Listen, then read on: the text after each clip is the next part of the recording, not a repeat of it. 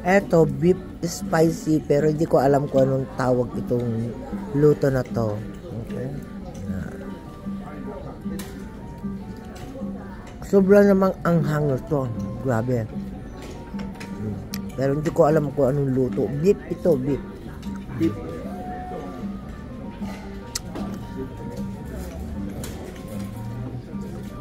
Spicy siya na manghang siya na medyo manamis na beef.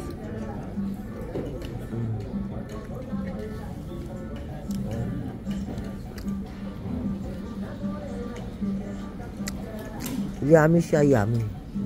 Parang ang lasa niya parang barbecue.